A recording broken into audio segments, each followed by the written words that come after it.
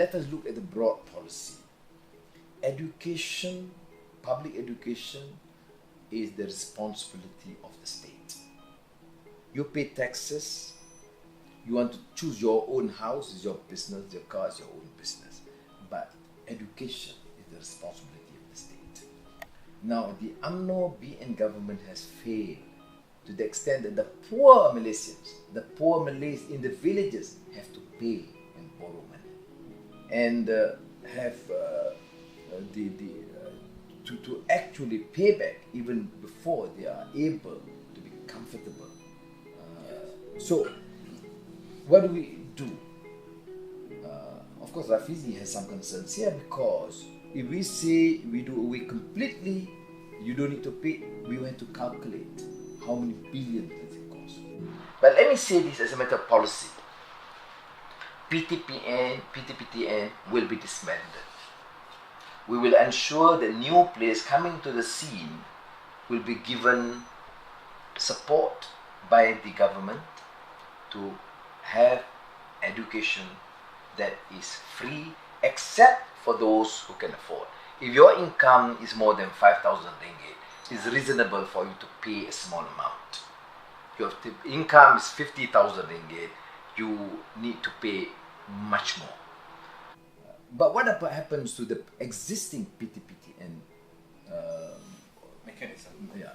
My answer would be, we would reduce substantially the amount to be paid. We will defer the time for payment. I mean, a young graduate, you have to get a simple car, even a second-hand car. You have to rent a house. You cannot be expected to pay now. So I believe, I made this recommendation, that we defer. Is 5 years reasonable, and pay a small amount until we come to a position where economically we are stronger, then we will do away a major portion of what is to be repaid. Because I still believe it is the responsibility of the government. But we are now inheriting a massive amount of debt, and not only debt, but also the commitment in terms of the costs because of the waste and the failure. So let me assure you that this is Pakatara essentially a youth program, and we survive with the support of the youth.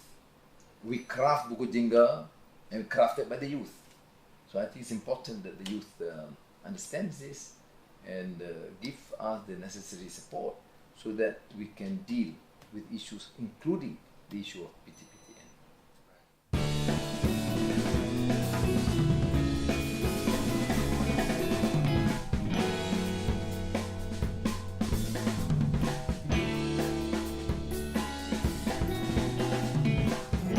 I mean, it's reasonable.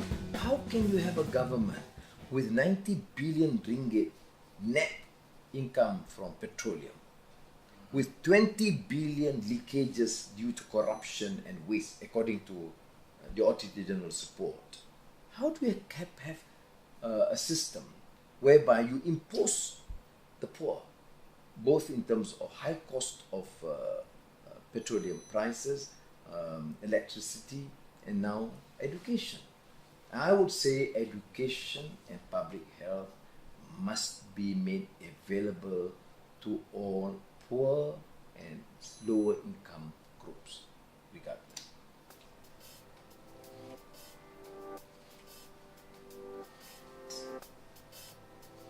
Do you watch football? Do you support any football team?